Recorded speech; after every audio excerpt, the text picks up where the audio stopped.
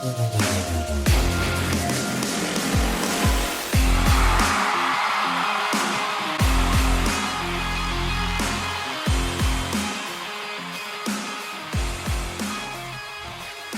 so I really want to talk about the quarterback battle for the Indianapolis Colts a bit more, but before I do that, we do have to talk about some of what happened in free agency since we signed Indiana Jones, because there's been some meaningful developments on that front. So in terms of who the Colts have re-signed on the roster, Wesley French and Danny Pinter will be back on the offensive line for the Indianapolis Colts moving into next season. So when you talk about where the Colts offensive line stands as of today, before the rest of free agency, really before the rest of the offseason, it's in its entirety, draft, training camp, all that stuff, right?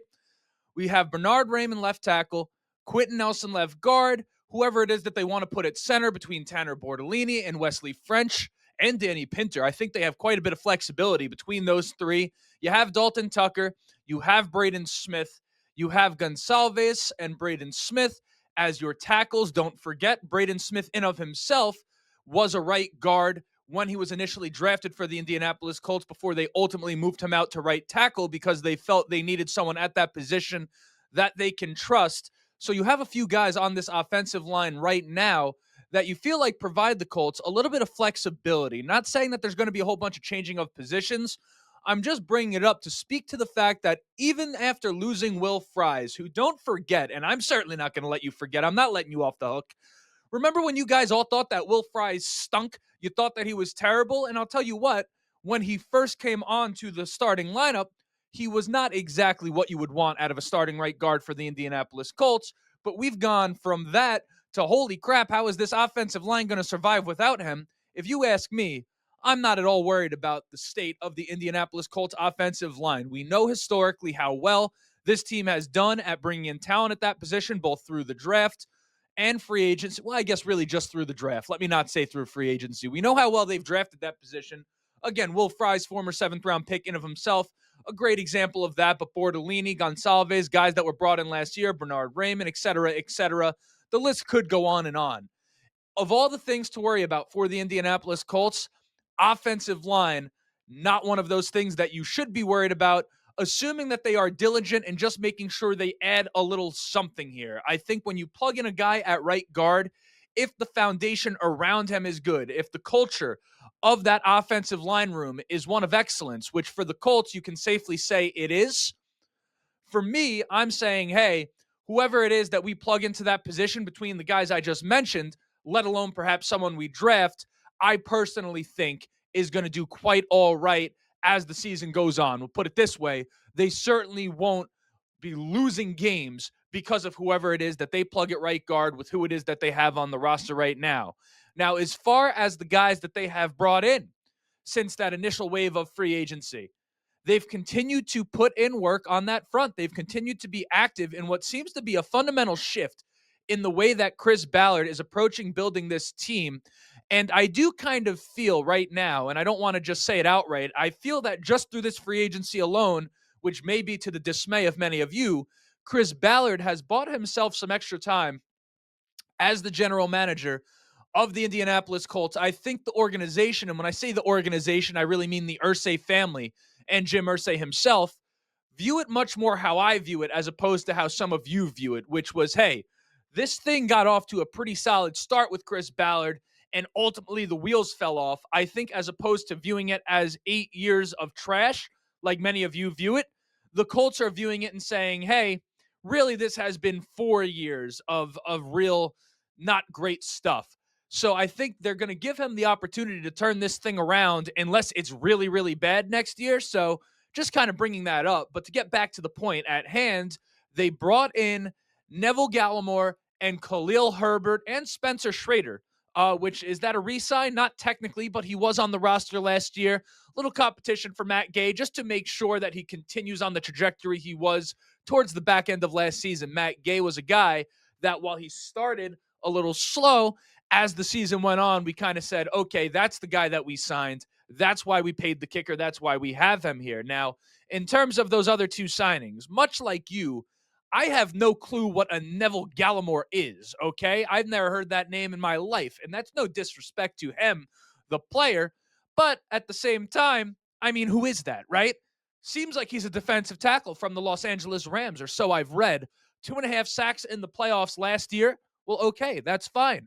We'll take that. We'll see what he can bring to the table. He's got to be at least as good as Raekwon Davis and the production that he brought the team, but with a much cheaper price tag. So that's a thumbs up from me on that front. Now, Khalil Herbert is the one I think a lot of people are excited about.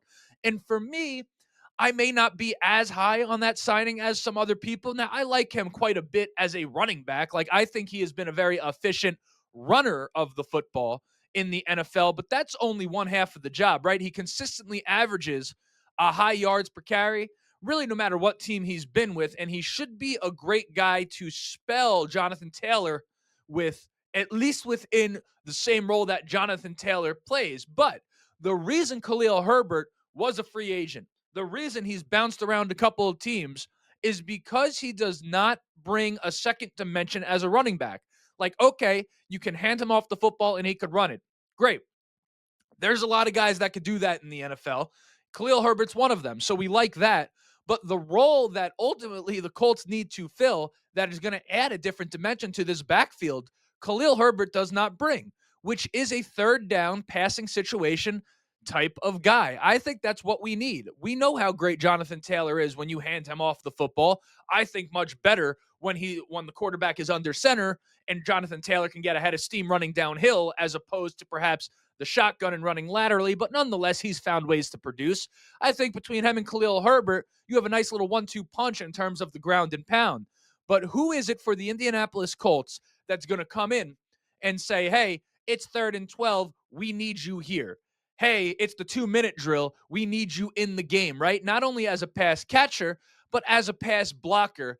As of right now, the Colts still, outside of a Tyler Goodson, don't have anyone that can really come in and be trusted in that role. And in my opinion, we need an upgrade from Tyler Goodson in that role. I thought that much was clear last year, very much because it didn't seem like the Colts put him in that situation all that often. Like, if he was that good at it, you would see Jonathan Taylor almost never in that situation. And instead, you saw Jonathan Taylor put in that situation perhaps a little more often than is suited for his strengths. Now, the good news is that there is plenty of time for the Indianapolis Colts to address this need, whether it be through free agency, whether it be through the draft, which kind of is what I hope they do.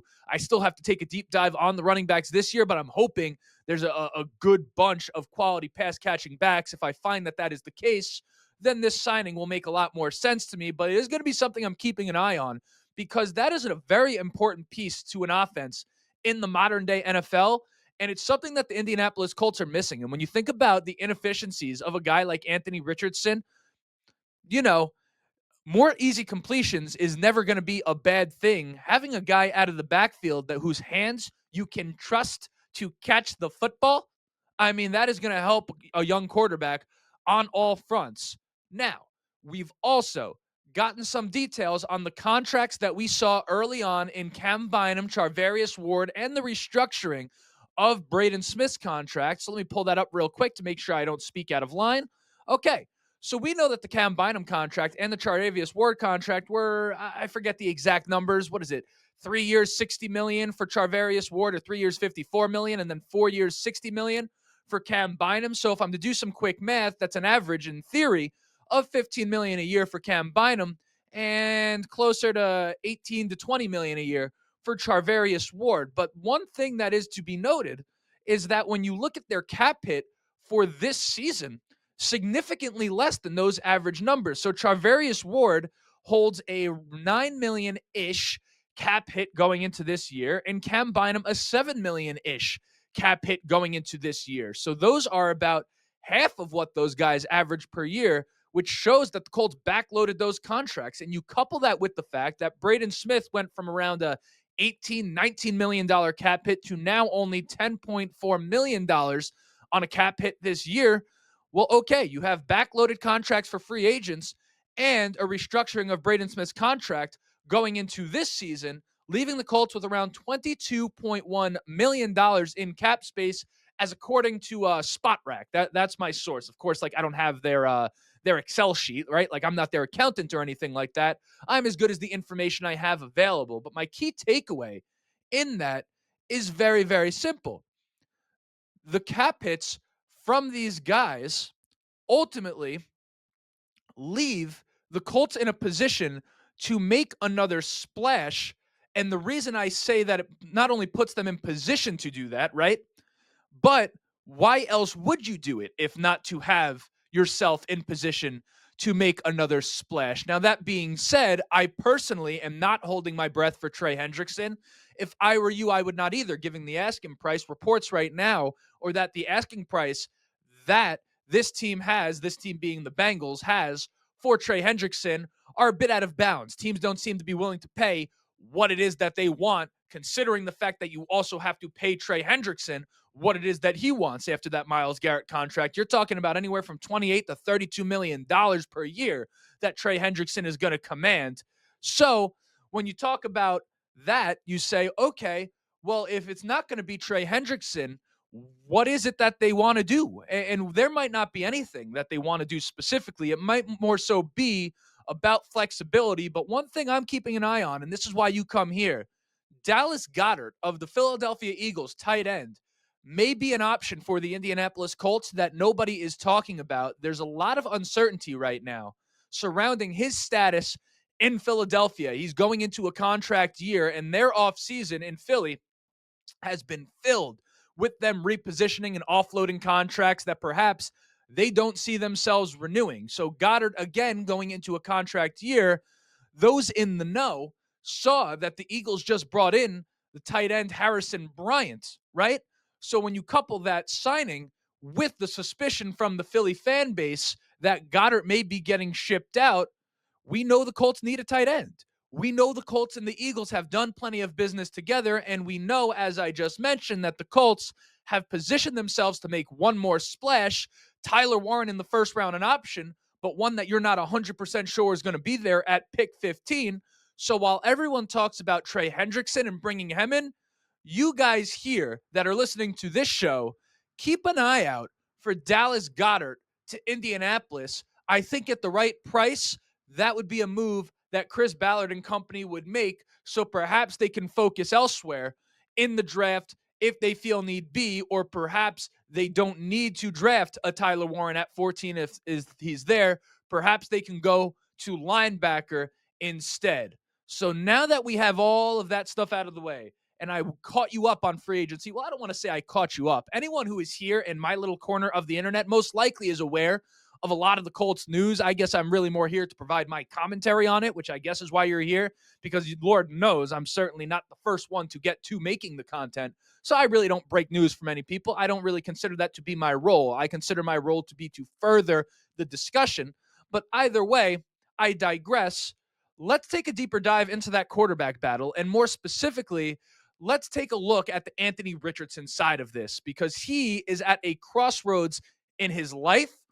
He's at a crossroads in his career, and not for anything, for a man of his age, which I think is now 22 years of age. I mean, that is tough stuff. That's a high pressure situation to be in. So we're going to talk about it. Before we do, you know what it is? I got to introduce myself. My name is Justin.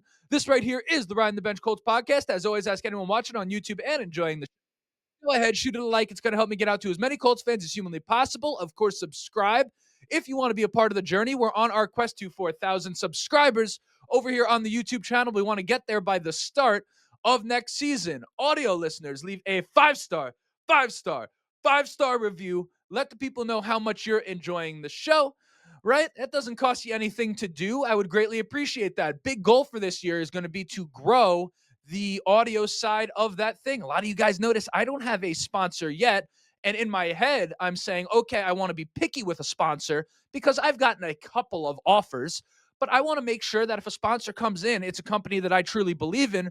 With that said, to get that accomplished, the amount of listeners I have on the audio side needs to grow, because those guys are looking at listeners and they're saying, okay, if we're going to pay you to talk about us, how many eyes can you get on our product? The audio side of things is going to be huge in making sure I could secure a sponsor that I feel great about bringing to you guys, okay? And most importantly, be civil in the comments section. You don't know what the person on the other end of the keyboard is going through today. So we further the discussion. We don't make it a toxic space. Instead, we try to make each other better, make each other more intelligent, hone each other's takes, and we go from there. But without further ado, let's get back into the regularly scheduled programming, which is, of course, the quarterback battle. Okay, so right off the bat, let's just start with the ugly truth of this quarterback battle. Despite what it is that you want to believe about Anthony Richardson and Daniel Jones and where they stand right now as NFL quarterbacks, Daniel Jones is a better pro quarterback today than Anthony Richardson is. Now, that has absolutely nothing at all to do with the greatness of a Daniel Jones, but instead, it has to do with what we've seen out of Anthony Richardson or what we have not seen out of Anthony Richardson, particularly last season. Now, I know one of the most common sentiments amongst Colts fans and people around the league who never watch Colts games whatsoever, okay? They say something like this, and I'm going to paraphrase. They say, well, everyone wants a project quarterback until they actually have to work on that project quarterback. I got it. That, in theory, makes perfect sense. So the point is taken for me. But here is where I think that school of thought is missing the mark when it comes to the Colts' specific situation at quarterback. The regression that we saw out of Anthony Richardson from his first season going into his second season was clear to the eye. As for the numbers, I don't really know, but I'm talking about what I saw with my eyes. People say numbers don't lie. Numbers lie all the time, particularly when they're being presented to you in such a way that tries to push a certain narrative. Trust me, you cannot always trust the numbers. Trust what you see first. And then if the numbers support that, great. If not, you either have to reevaluate the numbers that you're looking at, or perhaps reevaluate what it is that you're looking at and then say, okay, point being is not numbers alone. I kind of lost my train of thought in the middle of that thought, but nonetheless, here's my thing. If you're a project quarterback, I have no problem being patient with that. I think the NFL today, when you think about the way guys like Joe Burrow have come in and Jaden Daniels have come in more recently, Patrick Mahomes, et cetera, the patience that once was kind of required with a quarterback is somewhat long gone. Like, the guys just don't have as long of a leash at the early spots in their career anymore. I'm willing personally to be patient under the notion that we see you improve. But if you get worse as a project quarterback, that defeats the purpose of the entire operation. I went to training camp both in his rookie year, Anthony Richardson's, and his second year. And in year one, man, I came to you guys and I was so excited because I saw him absolutely sling it. I mean, he completed almost every single pass on that specific day that I was there, and he had like point being is he absolutely shredded that Colts defense. And I came to you guys and said, oh, wait a second. Everyone talking about how this guy's not NFL ready. The Colts were keeping a secret. He's a lot better than people think he is, okay? But then when I went in year two, it was kind of an entirely different look. And at the time I had credited that and came to you guys, I credited that to a better Colts defense, a Colts defense that perhaps people were sleeping on. And as it turned out, I had lion eyes. Like, that is not at all what it was that I was looking at. So that was a regression on Anthony Richardson's part that was clear and obvious before the season had started. Now, if only I hadn't been so optimistic at the time, I could have come to you with the accurate information. Now, here's the good news. With all of that said, I can give you some truths about Anthony Richardson on the positive side of things, okay? Number one, the Colts want Anthony Richardson to win this job, and I have no source in that, but I am telling you what I know. Logic alone would tell you, how could they not want him to win this job? They spent the number 4 overall pick on him. Ain't nobody accusing Daniel Jones of being someone's franchise quarterback. Anthony Richardson ultimately is the guy that they drafted to come in here and lead the charge into a new era for the Indianapolis Colts and a fan base who has been spoiled in some capacity by the quarterback position in Peyton Manning and Andrew Luck, but on the other hand, has suffered. We have suffered at the same time at the quarterback position. We yearn for a quarterback like very few fan bases do, Anthony Richardson was the one brought in to be that guy, not Daniel Jones. So that's one side of things. If you're asking, okay, is Anthony Richardson done here? Well, it's kind of up to him, but the Colts want him to win the job. Number two, in my personal opinion, Anthony Richardson to this point in his career has shown an unshakable confidence. Like with how poorly he has played at times, I mean, a lot of other guys would have crumbled. You kind of turn it around to Daniel Jones and say, okay, Richardson in many ways had been worse than Daniel Jones had been, despite the fact that you're going to disagree with that. You've never watched Daniel Jones play in your entire life, okay? I know that to be true. You know that to be true, okay? Anthony Richardson was really worse than Daniel Jones as a passer objectively, okay? Daniel Jones' confidence crumbled while producing more than Anthony Richardson was. Anthony Richardson, maybe even to a fault, was just immensely confident despite poor performance after poor performance after poor performance through the air. And coupled with that, I think he has shown high character and class. I thought the way he handled getting benched was commendable, particularly at his age. Like the way he responded as well after getting put back into the lineup. You remember that game against the Jets? Had the absolute best game of his career after all of the media was bashing him, after his career seemingly was on uncertain ground, and it was, and it is. I thought how he performed against the Jets that day was a testament to who the real Anthony Richardson is in terms of the content of his character. Now, did that play or that call it that play, that high level play, continue through the season? No. But at the same time, the things that Anthony needs to work on right now are more so in a mechanical sense. And those things are very difficult and perhaps even unrealistic to expect someone to correct in the midst of an NFL season because you're just so focused on the game plan throughout the week. And then you go in real speed and, you know, you have some bad habits in the game. And that's just not going to get corrected in the speed of an NFL season. That's just not how that type of thing works. I can think back to who I was when I was 21 years old. I'm 28 years old now, so I'm not all that far removed. And I could think about the flaws I had as a person and my level of maturity and the kind of the way things had to hit me, had to like just punch me in the face for me to learn a lesson. I'm very much one of these people. I can be told something a million times, okay? More so when I was younger. It's something I've worked on as I've gotten older.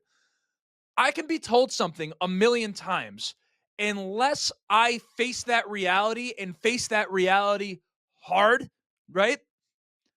It's hard for me to learn a lesson, okay? And given that perspective, I'm willing to give him some grace on that front. Like maybe Anthony Richardson is that type of guy himself. Maybe he needs reality to slap him in the face so hard for him to learn a lesson. So I'm going to give him the benefit of the doubt that he was naive as a young man and not chronically lazy. Between the benching last season and the signing of Daniel Jones, there's not much more that you can do to punch Anthony Richardson in the face with the reality of what it is that's on the line. So if he's the type of person that I am and was, particularly at his age, then we should see a huge leap out of him going into next season. And to hear that he's working with the VR glasses and doing that Jaden Daniels bit, and thank God, wow, maybe somebody in Indianapolis heard me when I said, hey, Jaden Daniels is telling you the blueprint to be progress as a young quarterback. He's bringing you into the future. Follow suit. Great. He's working with virtual reality. He's working with Chris Hess, Josh Allen's quarterback trainer, and he's working with Josh Allen, who has openly expressed kind of a love of Anthony Richardson. I think Josh Allen, on some level, sort of views Anthony Richardson as like not a younger brother per se, but I think there's a weird part of him that sort of views like a sense of responsibility to try to bring Anthony Richardson along, just maybe because of how closely linked they are in terms of the pro comparison. And I think Josh Allen perhaps sees a little bit of himself in a young Anthony Richardson. And kudos to Josh Allen for saying, hey, even in the spirit of competition, I'm going to help try to bring this young man along because I know how difficult it can be. I like that out of Josh Allen. I think that's part of the reason Josh Allen is as great as he is. Hopefully some of that rubs off onto Anthony Richardson. So these are all things that in theory are exactly what it is that you want to hear from Anthony Richardson. And they're exactly what it is that he should be doing to improve. So if Anthony Richardson, I will double down on this point, if he is the guy, the human being, right, that the Colts took a bet on, because they weren't taking a bet on who he was as a quarterback. They were taking a bet on who he was as a person and what he was going to be because of who he was as a person.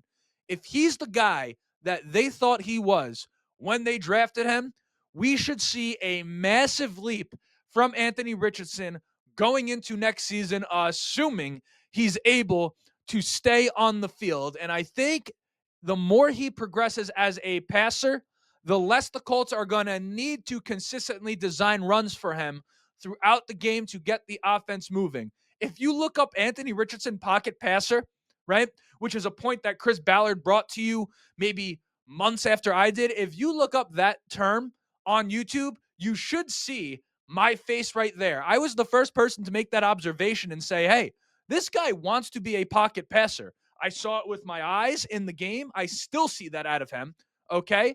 But then also, when you look back to what he said after after he was drafted, he told us right then and there. He looked at Tom Brady when he said, now he was inspired by guys like Lamar Jackson and Cam Newton in terms of like, okay, this is my skill set, and these are guys that are succeeding with the similar skill set to me. But when he said who he wanted to kind of model his game around on some level, Tom Brady was a guy that he looked at. Anthony Richardson has a desire to be a quarterback.